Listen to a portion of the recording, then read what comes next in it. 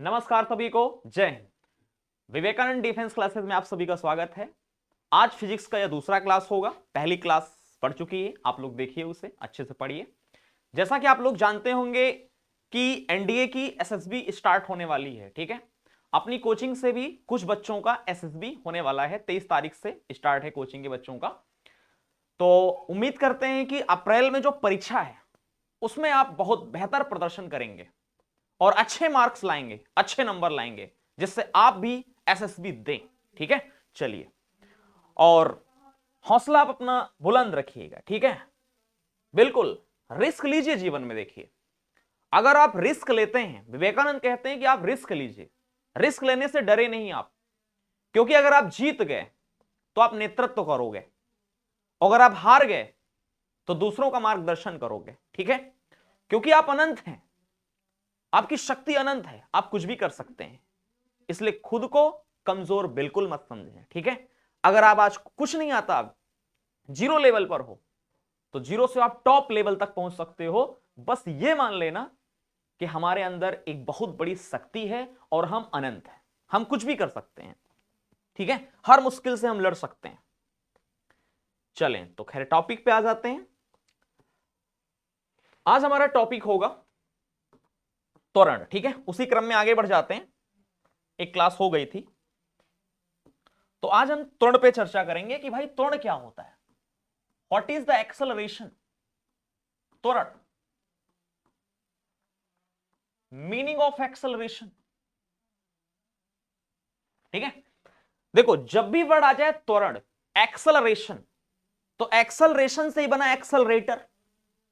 और आप एक्सेलरेटर जब लेते हैं बाइक में तो क्या करते हैं, एक्सेलरेटर से क्या जो बाइक होती है उसकी स्पीड में चेंज आता है, उसकी वेलोसिटी में चेंज आता है, वेग में परिवर्तन होता है। तो इसका मतलब एक्सेलरेशन का मतलब वेलोसिटी में चेंज हो रहा है, और वेलोसिटी में चेंज करने के लिए टाइम लग रहा है, तो वेग में परिवर्तन की दर को क्या बोलेंगे, त्वरण। यानी हम कह सकते हैं rate of change in velocity, rate of change in velocity is called acceleration. वेग परिवर्तन की दर को त्वरण कहते हैं, वेग परिवर्तन की दर को त्वरण कहते हैं। अब इसको और अच्छे से समझो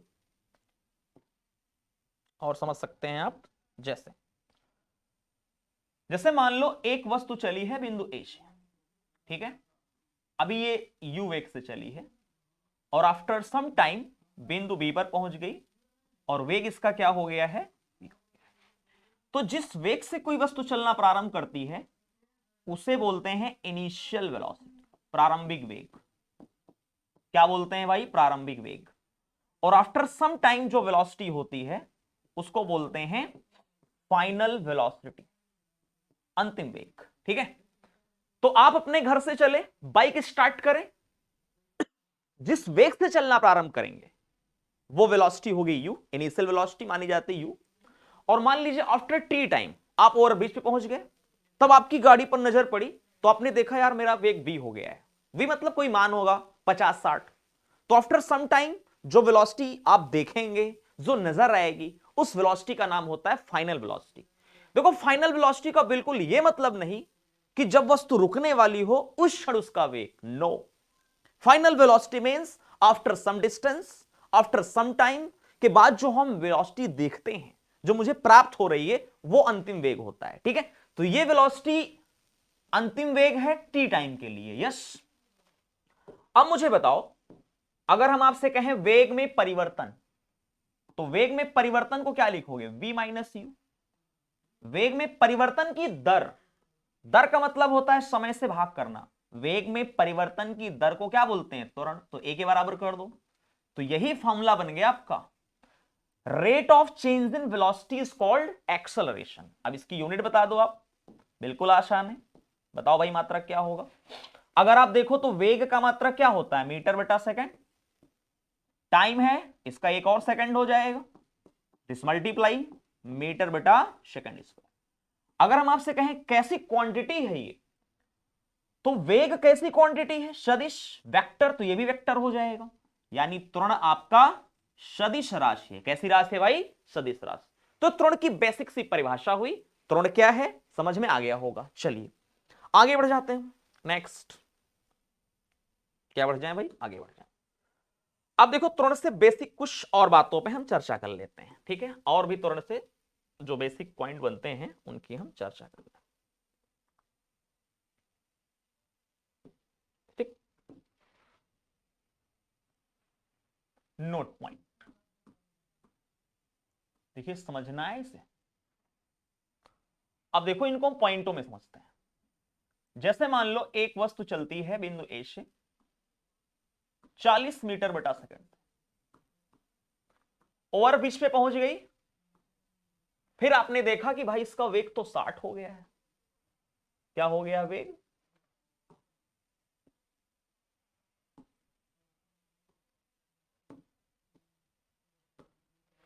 60 हो गया है। तो मुझे बताओ u का मान 40, v माना जाएगा 60, और माना कितना टाइम लगा? मान लो 10 सेकंड लगा। तो वेलोसिटी क्या हो रही है ऐसे केस में? वेलोसिटी क्या हो रही है? इंक्रीज हो रही है भाई। वेलोसिटी क्या हो रही है भाई? वेग तो बढ़ रहा है ना, वेलोसिटी इंक्रीज हो रही है, वेग बढ़ रहा है। एक्सेलरेशन निकालते हैं, तो एक्सेलरेशन क्या होता है? v minus you upon T. v का मतलब 60 माइनस यू अपॉन टी का मतलब 10, तो कितना वैल्यू आ जाएगा? प्लस का 2 आ जाएगा। मात्रक क्या होगा? मीटर बटा सेकंड स्क्वायर। ठीक, ये एक्सेलरेशन आ गया।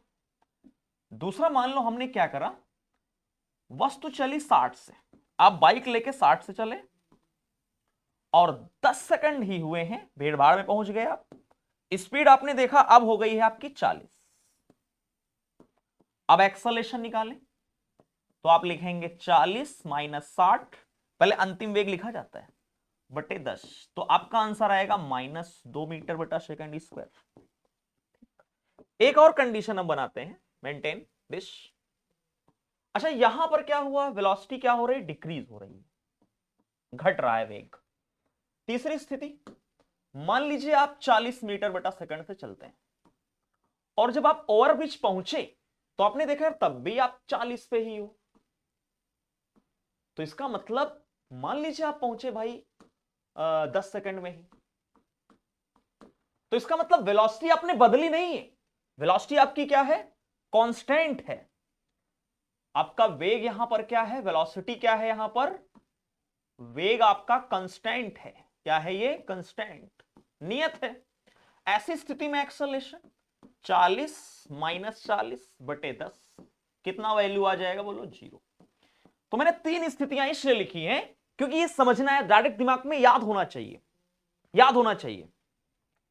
वेलोसिटी बढ़ रही है, एक्सेलरेशन प्लस में आया, अगर एक्सेलरेशन प्लस में आ रहा है तो इसका मतलब बॉडी क्या कर रही है? एक्सेलरेट कर रही है। क्या कर रही है? बॉडी एक्सेलरेट कर रही है, बॉडी त्वरित हो रही है। अगर यहां पे देखो तो एक्सेलरेशन माइनस में आया है, और एक्सेलरेशन माइनस में आया, इसका मतलब वेलोसिटी घट रही है, और वेलोसिटी के घटने को बोलते हैं वस्तु मंदन की अवस्था में है, डी एक्सेलरेट हो रही है।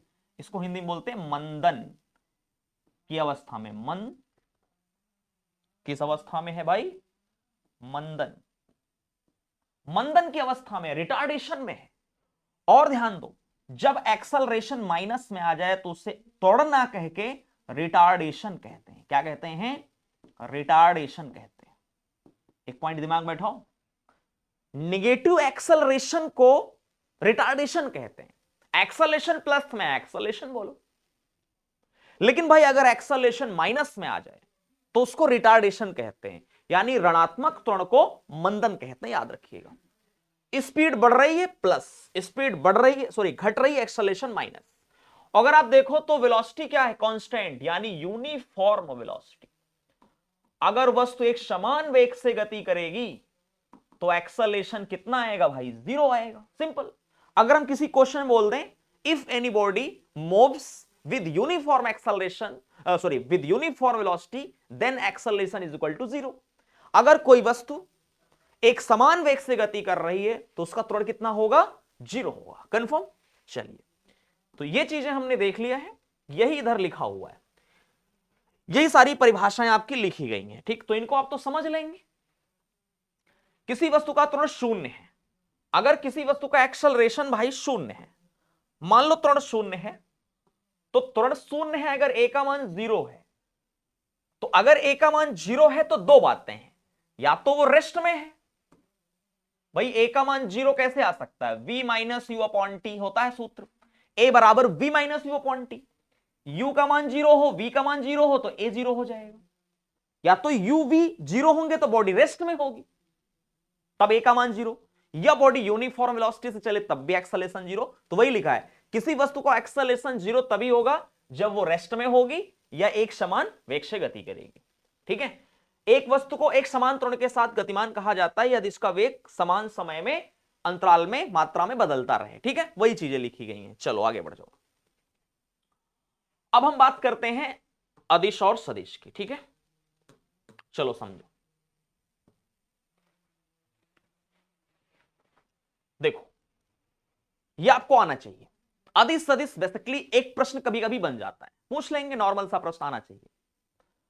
अगर हम आपसे कहें कि वेक्टर क्वांटिटी क्या होती है, स्केलर क्वांटिटी क्या होती है, तो सीधा मतलब एक दिमाग में बैठो, अदिश।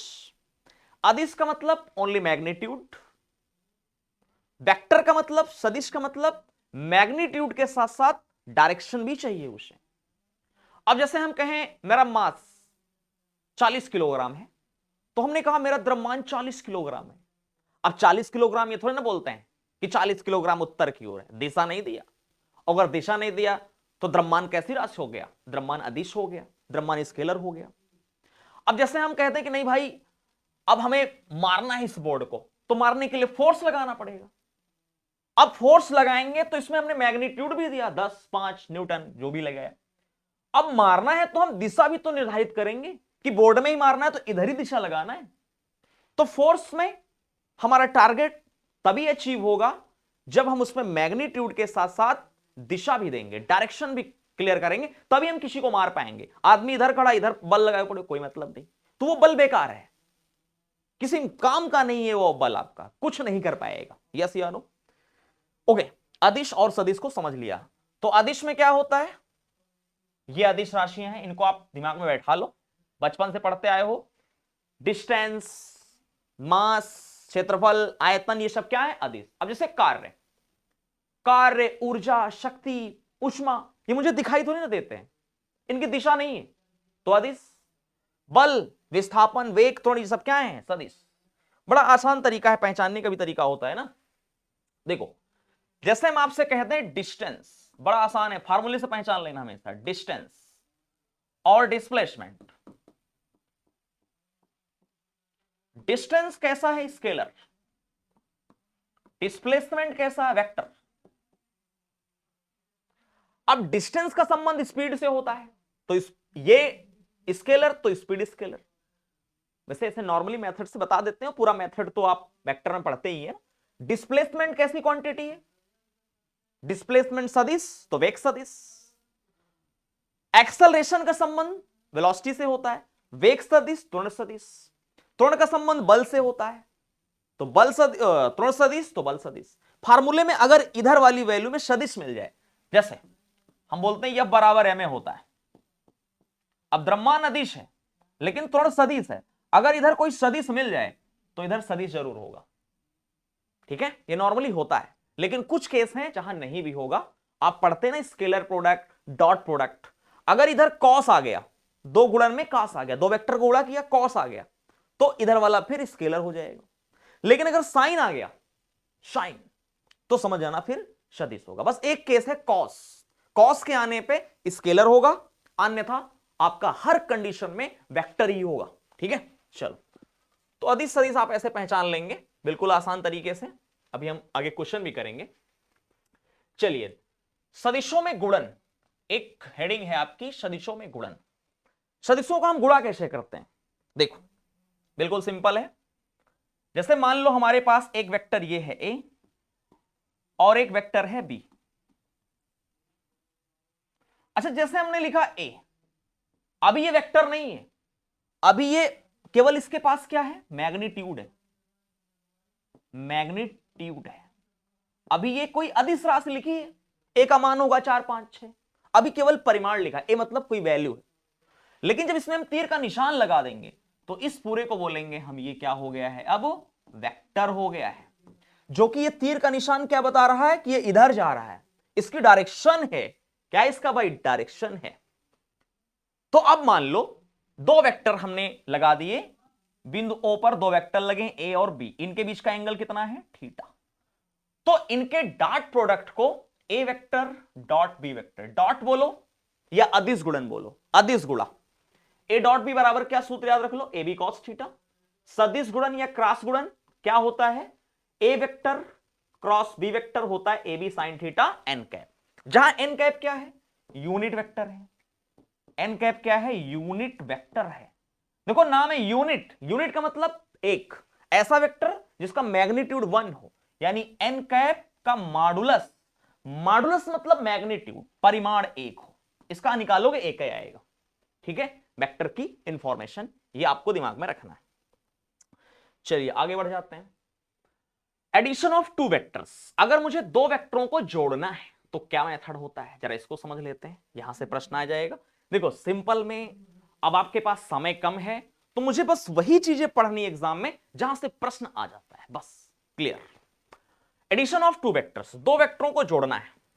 देखो अगर हम बात करें कि दो वेक्टर्स को जोड़ना है तो दो वेक्टर्स को जोड़ने के दो मेथड होते हैं, एक होता है ट्रायंगल मेथड, एक होता है पैरेललोग्राम मेथड। अब आपको एग्जाम में यह नहीं याद रखना है कि ट्रायंगल मेथड पैरेललोग्राम मेथड, बस मेन फार्मूला तैयार कर लेना है, क्योंकि वहां लिखने के लिए नहीं है, ऑब्जेक्टिव प्रश्न है। ठीक है, देखो जैसे मान लो आपसे कहा जाए कि एक वेक्टर ये है ए और एक वेक्टर है बी ए, ठीक। अब इन दो वेक्टरों को मुझे जोड़ना है, थोड़ा दिशा ले लो, जैसे एक वेक्टर ये ए है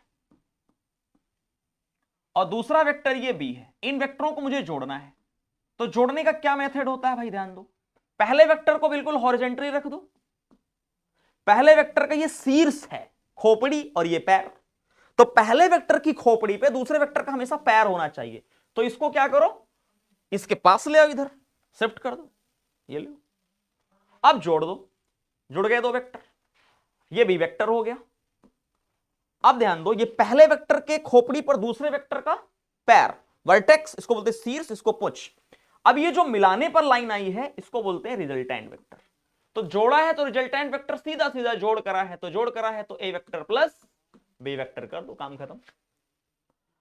अब इनके बीच का कुछ ना कुछ कोण भी तो रहेगा, ए और बी के बीच का कोण मान लो थीटा है। अब इस सूत्र को जब आप पूरा एक्सप्लेन करोगे तो फॉर्मूला आएगा आर बराबर, याद रखो ये सूत्र बस यही लगना है, A square plus B square plus 2ab cos theta. ठीक है, ये सूत्र से न्यूमेरिकल बहुत बम्फर बनेंगे। दो वेक्टर हैं ए और बी, उनका परिणामी वेक्टर भाई जोड़ोगे तो परिणामी निकल के आएगा। यस या नो, हम एक रस्सी को पकड़ के खींचे 5 न्यूटन लगाया, ठीक है, एक आदमी और पकड़ के खींचे तो जुड़ जाएंगे ना बल, परिणामी रिजल्टेंट फोर्स। तो रिजल्टेंट फोर्स आर बराबर under A square plus B square plus 2ab cos theta. इस फॉर्मूले से हम निकाल लेंगे, जहां ए और बी क्या है, वो जो दो वेक्टर लिए थे ना उनके मैग्नीट्यूड हैं, थीटा क्या है, वो कितना कोण पर लगे हैं, आर क्या है, उनका मैग्नीट्यूड। ठीक है, अब देखो यहां पर क्या है, अगर हम थीटा का मान 0 ले लें तो cos 0 का मान क्या होता है पता होगा, 1, तो यहां हो जाएगा 1, A square plus B square plus 2ab A plus B का होल स्क्वायर, रूट से बाहर आएगा ए प्लस बी, तो ये हो जाएगी आर मैक्स। दो वेक्टरों का अधिकतम परिणामी कितना होता है, ए प्लस बी। दो वेक्टरों का अधिकतम परिणामी क्या होगा, ए प्लस बी। क्यों अधिकतम होगा, क्योंकि जब यहां एक मान आ जाएगा तो cos थीटा का अधिकतम मान कितना होता है, एक सुना होगा आपने, cos थीटा की अधिकतम वैल्यू 1। अगर ये मैक्सिमम हो गया है तो आर का मान मैक्सिमम आ जाएगा। अगर cos थीटा का मान -1 न्यूनतम मान होता है, अगर भाई ये न्यूनतम मान होता है तो ये भी तो न्यूनतम आ जाएगा। ठीक है, ए और बी फिक्स कर दो, ये घटता जाएगा तो ये घटता जाएगा, ये जितना ज्यादा आ जाएगा ये ज्यादा आ जाएगा।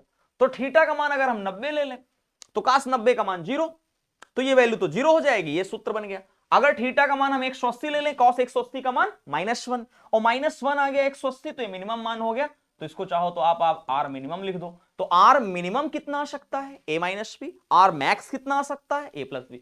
सीधी सीधी बात है, दो वेक्टर है मेरे पास a और b, इनका अधिकतम जोड़ कितना आ सकता है, a प्लस बी। न्यूनतम जोड़ कितना आ सकता है, a माइनस बी। ये देखो लिखा हुआ है ना, ये लिखा हुआ है। वैसे ये ऐसे नहीं लिखना चाहिए, इसको ऐसे लिखना चाहिए, दो वेक्टरों का परिणामी r का मान जो होगा कम से कम a माइनस बी आ सकता है, ज्यादा से ज्यादा कितना आ सकता है, a प्लस बी। ये आप दिमाग में बैठा लें, रेंज कह सकते हैं, r का मान, है ना। चलिए आगे बढ़ जाएं। अब यहां पर ऐसा ही प्रश्न आ सकता है कि दो वेक्टरों को हम किस प्रकार जोड़ें, दो वेक्टरों को कैसे ऐड करें कि उनका रिजल्टेंट मैक्स प्राप्त हो। तो थीटा 0 एक दिशा में जोड़ दो। दो वेक्टरों को हम कैसे रखें, कैसे जोड़ें कि उनका रिजल्टेंट मिनिमम प्राप्त हो। मिनिमम r बराबर a minus B. a minus B minimum कब आएगा, जब कॉस फंक्शन का मान -1 होगा। कॉस फंक्शन का मान -1 कब होगा, जब थीटा का मान 180 होगा। ठीक है, तो ये सारी चीजें यहां से आप कर सकते हैं। चलिए आगे हम बढ़ जाते हैं। हमारा अगला चैप्टर है सर्कुलर मोशन। पहले हम क्वेश्चन थ्योरी देख लेते हैं, फिर प्रीवियस ईयर भी हम करेंगे। ठीक है, प्रीवियस ईयर के क्वेश्चन भी हम करेंगे, परेशान ना हो। चलो अब देखो, सर्कुलर मोशन की अगर हम बात करें तो इसको बिल्कुल साधारण शब्दों में आप समझ लो। बस जो परीक्षा के काम का है, जो प्रश्न बनेगा बस वही मैं चर्चा कर दूंगा। बस आ जाओ। अगर हम बात करें आपसे कि भाई ये सर्कुलर मोशन क्या होता है, बहुत जल्दी से मुझे समझना है, कम शब्दों में समझना है कि वृत्तीय गति क्या होती है। तो देखो, अब नामे है वृत्तीय गति, यानी गोल चौराहे पे साइकिल लेके दौड़ो आप, कौन सी गति, वृत्तीय गति। वृत्ताकार पथ पे घूमो, वृत्तीय गति। कौन सी उसमें बड़ी बात। तो ये हो गया circular motion. If anybody moves on circular path, this motion is called circular motion. अब ये सर्कुलर मोशन दो प्रकार का होता है, ये सबसे इंपॉर्टेंट है। ये सर्कुलर मोशन भाई दो प्रकार का होता है। एक होता है यूनिफॉर्म सर्कुलर मोशन, और एक होता है नॉन यूनिफॉर्म। हिंदी में क्या बोलेंगे, एक समान वृत्तीय गति, असमान वृत्तीय गति। अब देखो, एक समान वृत्तीय गति, यही समझ लो, यही परीक्षा में आएगा। तो मान लो इधर कोई आदमी दौड़ रहा है साइकिल लेके गोल चौराहे पे, लेकिन ये आदमी क्या कर रहा है, गोल चौराहे पे साइकिल लेके दौड़ रहा है, यहां पे ऐसे दिन भर साइकिल चला रहा है, लेकिन इसकी जो रफ्तार है ना, ये 4 मीटर बटा सेकंड। यहां पहुंचा तब भी 4 मीटर बटा सेकंड से साइकिल चला रहा है, स्पीड 4 है। यहां भी स्पीड क्या है, 4। तो इसका मतलब इसमें क्या होगा भाई, स्पीड क्या होगी, कांस्टेंट। स्पीड अचर होगी, अचर का मतलब कांस्टेंट। अगर कोई आदमी गोल चौराहे पे घूमे साइकिल लेके, लेकिन अपनी चाल ना बदले, अगर चाल नहीं बदलता है, एक समान चाल से घूम रहा है, तो समझ जाना वो एक समान वृत्तीय गति कर रहा है। लेकिन चाल बदल दे, असमान वृत्तीय गति। असमान वृत्तीय गति क्या होगा, आप कभी साइकिल जोर से पैडल मार देते हो, तेजी से भगा देते हो, लेके गिर जाते हो। ठीक है, अब मान लो ये आदमी चल रहा है बढ़िया, चला, ये 4 से ही चला था, लेकिन तेज साइकिल भगा दिया, यहां हो गई स्पीड 8, 6 हो गई, कुछ भी मान लो। यहां स्पीड फिर हो गई 10, फिर आदमी थक गया, पैर भागने लगे बाहर, फिर स्पीड इसकी हो गई 3 मीटर बटा सेकंड। तो आप क्या देख रहे हैं, इसमें स्पीड क्या है, इसमें स्पीड क्या है, स्पीड है आपकी वेरिएबल। वेरिएबल मतलब बदल रही है, वेरिएबल को हिंदी में बोलते हैं चर है। जब चाल बेसिकली चाल, जब चाल क्या हो, चर हो, असमान वृत्तीय गति, चाल कांस्टेंट हो, एक समान वृत्तीय गति। वैसे अगर हम बात करें वेलोसिटी की, तो वेलोसिटी कैसी क्वांटिटी है। अगर हम बात करें यार वेलोसिटी का क्या हालचाल होगा, इन दोनों में वेलोसिटी का क्या हालचाल होगा, तो वेलोसिटी की हालचाल जान लो। वेग का क्या समाचार होगा। अब मुझे बताओ, वेग कैसी राशि है, सदिश। वेग कैसी राशि है, सदिश। और सदिश राशि में दो चीजें होती हैं, दिशा और परिमाण। दोनों में कोई बदल गया तो पूरा वेक्टर बदल जाता है। यहां पर अगर आप देखो तो परिमाण तो ठीक है, वेग का 4 ही है, लेकिन दिशा बदल रही है, और दिशा बदल गई तो वेग बदल जाएगा ना। तो यानी वेलोसिटी क्या होगी, वेरिएबल। वेलोसिटी क्या होगी, चर होगी, वेलोसिटी बदल रही है। यहां भी वेलोसिटी क्या होगी, बदल, वेलोसिटी कांस्टेंट हो ही नहीं सकती इस केस में, क्योंकि दिशा हर क्षण बदल रही है। अभी आदमी यहां है, दिशा ये, फिर दिशा ये, फिर दिशा ये, फिर दिशा ये, तो दिशा हर क्षण बदल रही है, और दिशा बदल रही है मतलब वेग बदल रहा है, वेग बदल रहा है ना। तो वेलोसिटी क्या होगा, चर होगा, बदल रहा है। बस इतना फैक्ट आपको दिमाग में रखना है, सिंपल हो जाएगा। चलिए आगे बढ़ जाते हैं, कुछ चीजें और देख लो। अब बात आती है यार, ये जो सर्कुलर मोशन हो रहा है ना, इसके लिए जरूरी क्या है। अगर आप वृत्ति गति घूम रहे हो, गोल चक्कर काट रहे हो जिंदगी में, जिंदगी में गोल चक्कर काटना जरूरी है ना। मान लो आप साइकिल से घूम रहे हो, आपका द्रव्यमान जोड़ बटोर के m है, कितने वेग से गोल चौराहे पे चल रहे हो आप, आपका वेलोसिटी मान लीजिए v है, v वेग से आप गोल चौराहे पे चल रहे हो, v वेलोसिटी, त्रिज्या कितनी है r।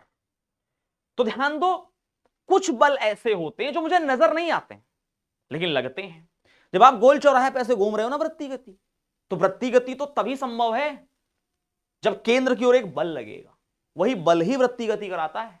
उस बल का नाम है अभिकेंद्र बल, सेंट्रीपिटल फोर्स। क्या नाम है, सेंट्रीपिटल फोर्स। तो ये केंद्र की ओर एक बल लगेगा जिसका नाम है भाई सेंट्रीपिटल फोर्स, एफसी। एफसी मतलब सेंट्रीपिटल फोर्स, अभिकेंद्र बल। अब ये अभिकेंद्र बल अगर ना लगे तो वृत्ति गति हो ही नहीं सकती, ठीक है। अब आपसे कहा जाए अभिकेंद्र बल कहां से पैदा हो गया, तो ध्यान दो, ये अभिकेंद्र बल कोई नया बल नहीं है। अभिकेंद्र बल नो न्यू फोर्स, कोई नया बल नहीं है, ये हमें पुराने बलों से ही प्राप्त होता है, प्राप्त हो जाता है। लॉजिक है, फिजिक्स है। आप साइकिल से जा रहे हो, तो साइकिल आपकी क्यों चल रही है, गिर काहे नहीं रही है, फिसल क्यों नहीं रही है, क्योंकि साइकिल के टायर और जमीन के बीच कौन सा बल लग रहा है, घर्षण बल। उसी घर्षण बल की वजह से साइकिल चल रही है। यस या नो। जब गोल चौराहे पे मुड़े तो घर्षण बल ने ही या कह सकते हो घर्षण बल से ही प्राप्त हो गया अभिकेंद्र बल।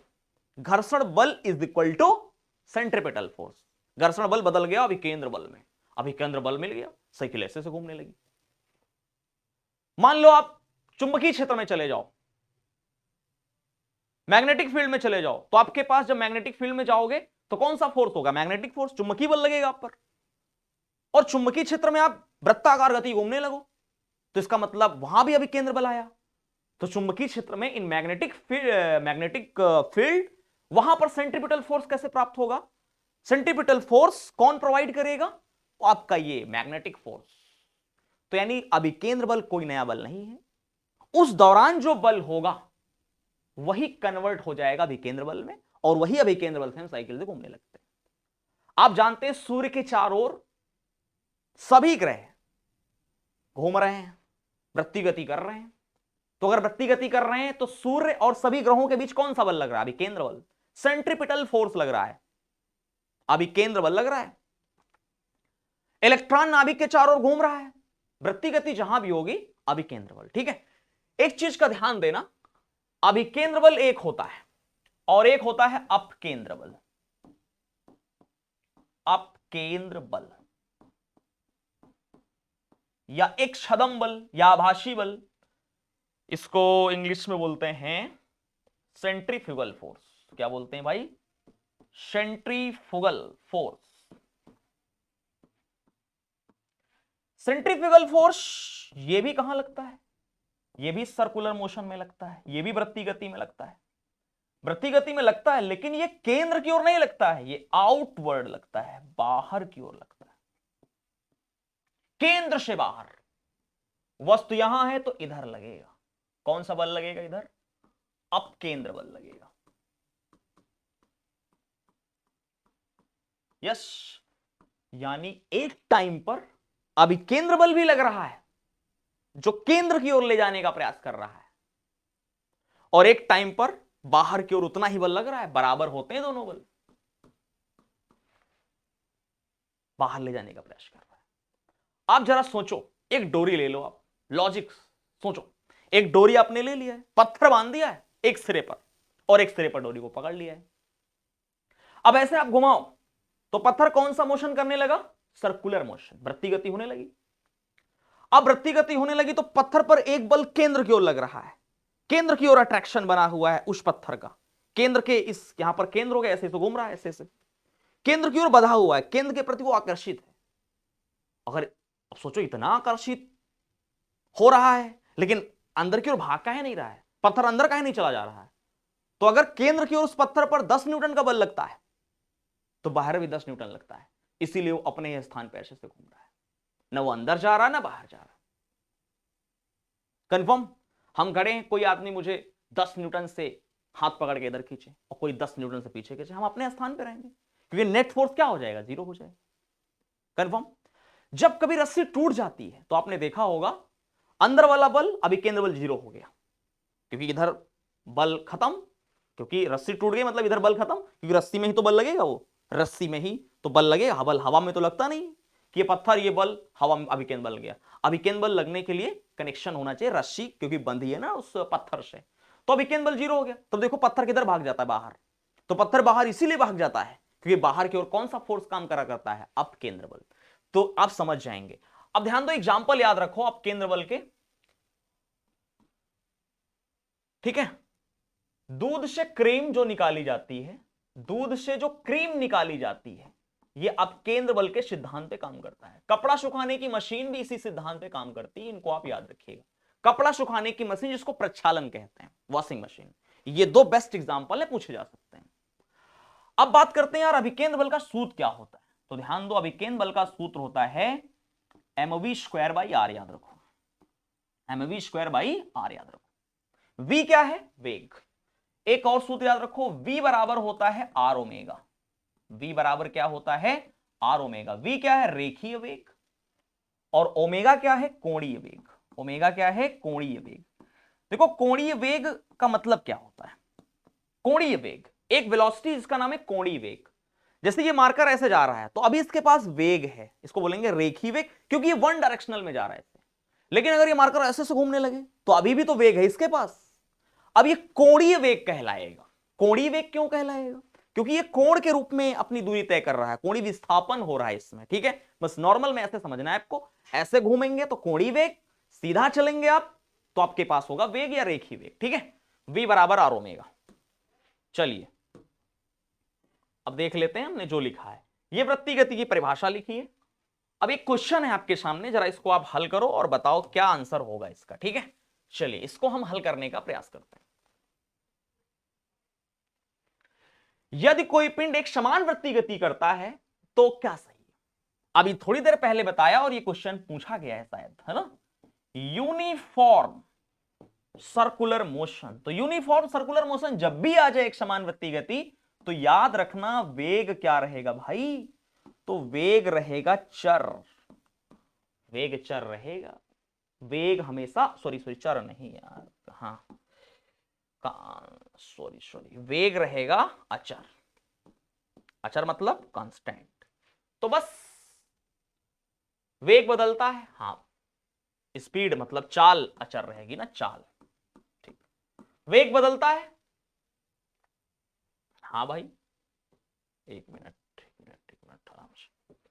चाल बदलती है? नहीं, चाल तो नहीं बदलती है। एक समान वृत्ति गति में चालें तो कांस्टेंट रहती है, वेग एक समान बना रहता है, नहीं वेग बदलता है। बस यही सही हो गया, B option. Velocity change, velocity हमेशा चेंज होगी क्योंकि डायरेक्शन चेंज हो रहा है, वेग सदिश है, सदिश में दिशा इंपॉर्टेंट है ना। चलो अब बात आती है एंगुलर वेलोसिटी, कोणीय वेग क्या होता है, जो अभी थोड़ी देर पहले हमने चर्चा करी है। अब समझ लो, परिभाषा जान जाते हैं, कोई बड़ी बात नहीं है। अच्छा हम जानते हैं वेग बराबर क्या होता है, जरा बताओ। वेग बराबर होता है विस्थापन बटा समय, यस, डिस्प्लेसमेंट अपॉन टाइम। अगर हम आपसे कह दें कोणीय वेग क्या होता है भाई, तो कोणीय वेग बराबर क्या होगा? कोणीय विस्थापन ले लो, बस खत्म।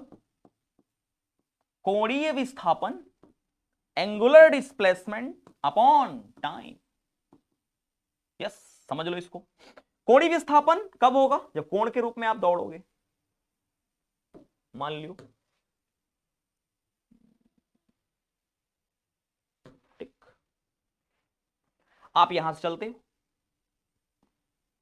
नहीं यहां से नहीं चलते हो, मान लो कहीं चलते हो, हाँ ये हो गया डायमीटर, यहीं से हमेशा देखा जाएगा। अगर आपसे कहा जाएगा यार ये मेजर कहां से किए जाएंगे, तो मेजर हमेशा व्यास से किए जाएंगे, डायमीटर से, हॉरिजॉन्टल लाइन से। ये सेंटर हो गया, ये पॉइंट ए हो गया, ठीक। मान लीजिए पहले वस्तु यहां पर थी, बिंदु ए पर थी, टी टाइम में कहां पहुंच गई है? बिंदु बी पर पहुंच गई। तो क्या कोण में विस्थापन ये हुआ? इसी का नाम होगा कोणीय विस्थापन। क्या नाम होगा? कोणीय विस्थापन। यस या नो? मान लीजिए बिंदु ए पर थे आप पहले, तो कोण कितना बना रहे? 0 कोण बनना था, θ1 0। आप ए से बी पहुंच गए टी टाइम में, तो कोण में विस्थापन कितना हुआ? शुरुआत में अगर देखें तो θ1 कितना है? 0। θ2 कितना है? θ2 आप थीटा ही मान लो, θ2 थीटा। तो डेल्टा थीटा लिख लो चाहो तो इसको, डेल्टा थीटा बराबर θ2 माइनस θ1, तो थीटा ही तो आ जाएगा, पहले 0 है। तो बस कोणीय वेग को ओमेगा से, ओमेगा बराबर कोणीय विस्थापन, कोणीय विस्थापन कितना हुआ? थीटा लिख दो, चाहे डेल्टा थीटा लिख दो, अपॉन टी। समय कितना है? तो सूत्र बन गया ओमेगा बराबर डेल्टा थीटा अपॉन टी। ये क्या है? कोणीय विस्थापन बटे समय। मात्रक क्या हो जाएगा? कोण का मात्रक रेडियन बटे सेकंड। तो इसका मात्रक देखो लिखा है, क्या मात्रक लिखा है? कहीं लिखा है? चलिए नहीं लिखा है तो हाँ ये लिखा है, रेडियन बटा second, omega theta upon T. Okay, ये भी आप अप्लाई कर सकते हो इन चीजों को। v बराबर आर ओमेगा, वही चीज लिखी है, v बराबर क्या होगा है? आर ओमेगा होता है, v बराबर आर ओमेगा। रेखीय वेग और कोणीय वेग में संबंध, आर क्या है? त्रिज्या है, ठीक। चलो आगे बढ़ जाओ। अब बात करते हैं कि प्रोजेक्टाइल मोशन क्या है। क्या है प्रोजेक्टाइल मोशन? ठीक है, प्रक्षेप्य गति क्या होती है, यहां से प्रश्न पूछा जा सकता है। देखो एनडीए की फिजिक्स थोड़ा सा आसान आती है, थ्योरेटिकल रहती है, एयरफोर्स में और ज्यादा डीप आती है, तो मैं एनडीए के हिसाब से चल रहा हूं, ठीक है। प्रोजेक्टाइल मोशन की चर्चा कर लेते हैं। अगर हम आपसे कहें कि यार ये प्रोजेक्टाइल मोशन क्या होता है, प्रक्षेप्य गति क्या होती है, तो जरा प्रक्षेप्य गति को आप समझो क्या होती है, ठीक है, फील करो। ओके, प्रक्षेप्य गति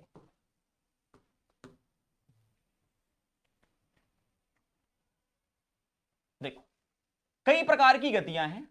जैसे एक आदमी ये सीधी सड़क पर जा रहा है, ए से कार लेके बी पर जा रहा है, सीधा जा रहा है, तो ये कौन सा मोशन है?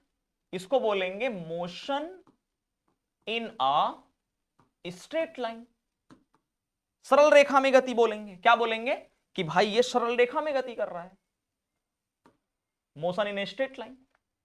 फिर हमने देखा कि अगर आप गोल चौराहे पे साइकिल दौड़ा रहे हो तो ये कौन सी गति हो जाएगी? सर्कुलर मोशन हो जाएगा, सीएम सर्कुलर मोशन। लेकिन एक और ऐसी गति है जिसका नाम है प्रोजेक्टाइल मोशन, प्रक्षेप्य गति। आप लॉजिक लगाओ, इमेजिन करो ये मार्कर मैं ऐसे लूं और ऐसे ही फेंक दूं, सीधा सीधा फेंकने का मतलब 90 अंश के कोण पे फेंका, हॉरिजॉन्टल से 90, या ऊर्ध्वाधर फेंक दिया तो ऊर्ध्वाधर ऐसे जाएगा और ऐसे ही चले जाएगा। तो इसका पाथ कैसे होगा? सीधा स्ट्रेट लाइन होगा।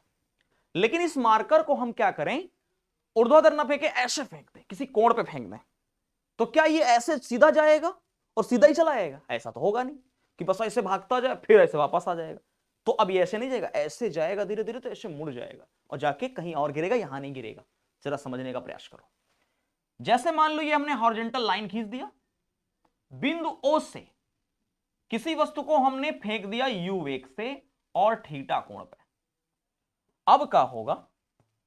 अब ये वस्तु ऐसे गति करेगी भाई, ऐसे इस पाथ पर गति करेगी, ऐसे, कंफर्म। और मान लीजिए कहां पर गिर गई? बिंदु ए पर गिर गई। कहां पर गिर गई भाई? बिंदु ए पर गिर गई। तो इस गति का नाम है प्रोजेक्टाइल मोशन। क्या नाम है? इसी का नाम है प्रोजेक्टाइल मोशन। यानी कि जब किसी वस्तु को हम ऊर्ध्वाधर 90 अंश के कोण पर ना फेंककर किसी अदर कोण पर फेंकते हैं तो वह एक कर्व टाइप, कौन सा पथ है ये? कर्व पाथ, वक्राकार पथ पर गति करती है, एक कर्व टाइप मोशन में चलती है। इसी को बोलते हैं, इसी वक्राकार गति को बोलते हैं प्रक्षेप्य गति, ठीक है। यानी प्रक्षेप गति के लिए जरूरी है कि आप कौन सा कोण लें, 90 ना हो बस, अदर कोई भी एंगल हो चल जाएगा। यस, तो ये हो गई आपकी प्रक्षेप गति भाई।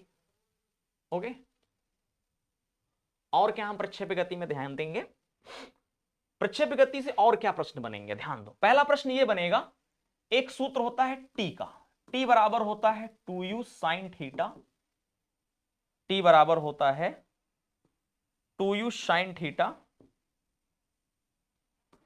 अपॉन जी।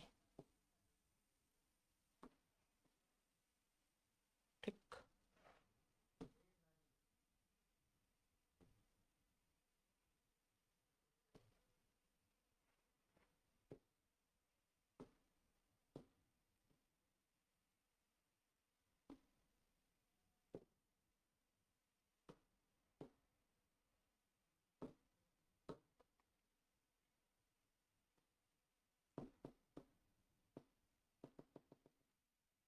चलिए ठीक। हाँ, एक सूत्र होता है, पहला फॉर्मूला याद रखो, टी बराबर होता है 2u sin थीटा अपॉन जी, और एक फॉर्मूला होता है h बराबर you square sine square theta upon 2g। इन फॉर्मूलों को याद रखो। और एक फॉर्मूला होता है आर, आर का फॉर्मूला होता है U square sine 2 theta upon G. इन तीन फार्मूलों पे प्रश्न बनेंगे। ठीक है, इनके नाम नोट कर लो। इसका नाम है time of flight, time of flight, इसको बोलते हैं उड्डयन काल, इसको बोलते हैं मैक्सिमम हाइट, अधिकतम ऊंचाई, बस इन्हीं से काम हो जाएगा, अधिकतम ऊंचाई। और इसको बोलते हैं परास, रेंज, 36 परास। ऐसा मैंने क्यों कहा, देखो, आप वस्तु को यहां से फेंकें, बॉल को यहां पे गिरी, तो यहां से यहां तक आने में जो टोटल टाइम लगा है यात्रा का, यहां से यहां तक आने में जो बॉल को समय लगा है, उसी को बोलते हैं टाइम ऑफ फ्लाइट, उड्डयन काल। अब जब बॉल फेंकेंगे तो क्या होगा, तो क्या ये अधिकतम एक ऊंचाई तक जाएगी, अब बॉल ऐसे फेंक दी तो क्या अधिकतम एक ऊंचाई तक जाएगी, उसके बाद नीचे आना प्रारंभ करेगी। तो जिस अधिकतम ऊंचाई तक जाएगी उसका सूत्र होगा ये, इसको बोलते हैं मैक्सिमम हाइट। और आप देख रहे हैं यहां से फेंके थे बॉल और जाके ये यहां पे गिरी, तो क्या ये 36 में ये इतनी दूरी तय करेगी, इसी को बोलेंगे रेंज।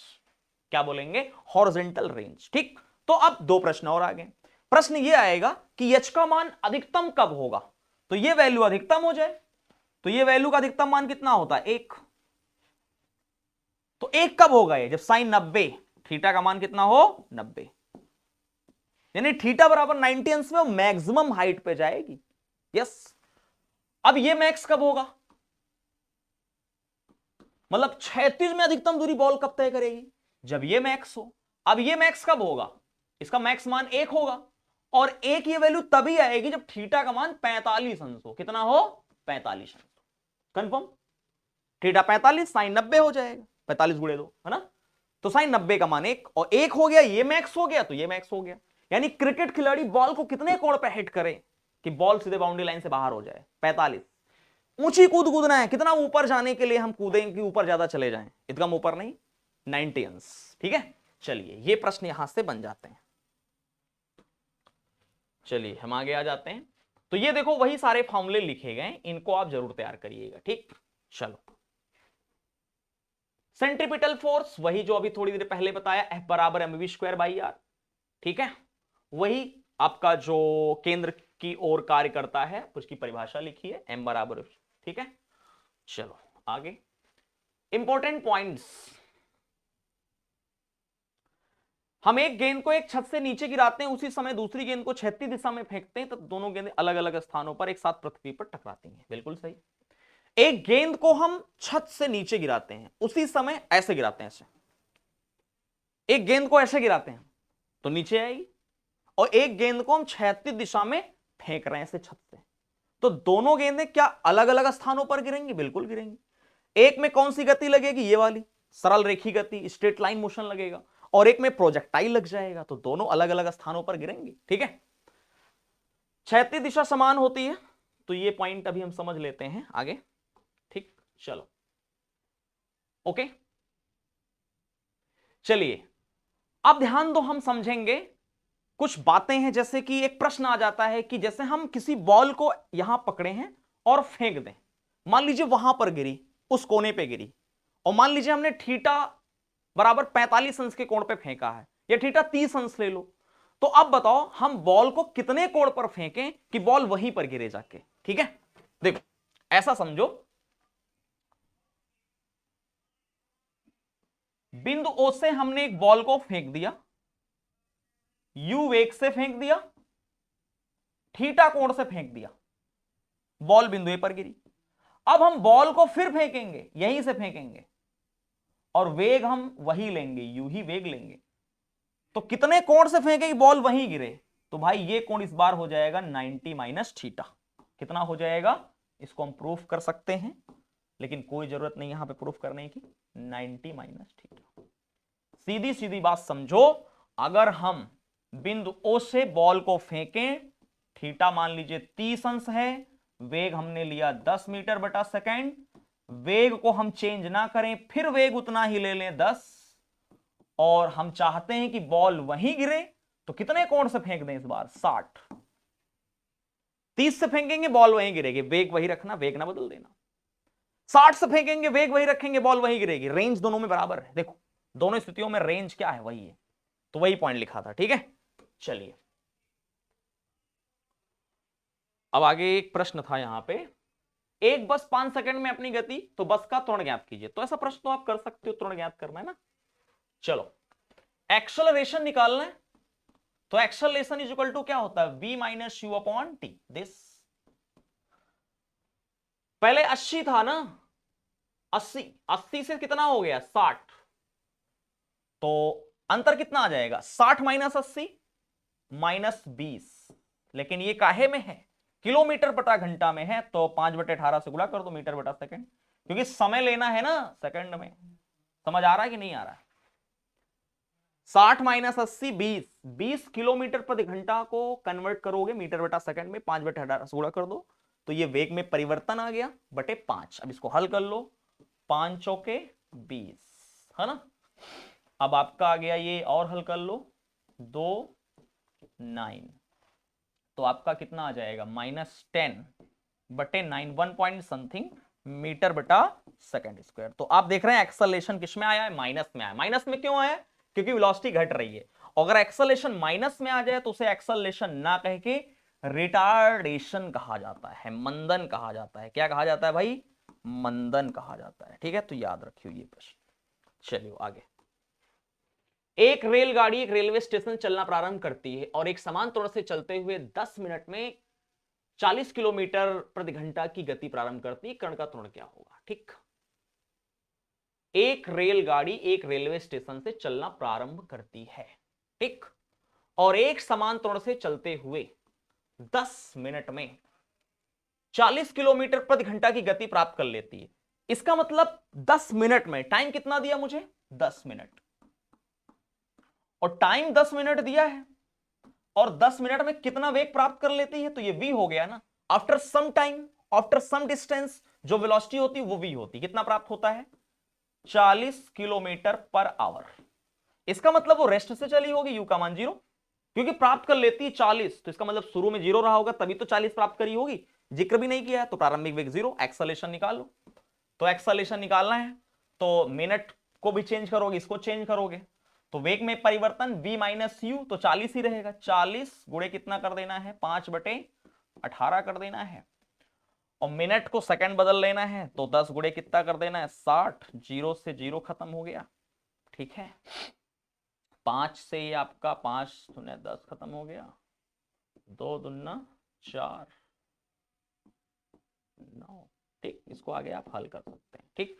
चलिए, तो आज की क्लास यहीं तक, ठीक है। फिजिक्स का ये प्रोजेक्टाइल मोशन अभी और है, इसमें और हम पढ़ेंगे, तो आप इसके प्रीवियस ईयर क्वेश्चन भी करते रहें, और हम भी क्वेश्चन कराएंगे प्रीवियस ईयर, ठीक है। सभी लोग बेहतरीन तैयारी करते रहें, ताकि अप्रैल में आपका एग्जाम अच्छा हो और आप भी एसएसबी देने का मौका पाएं। धन्यवाद।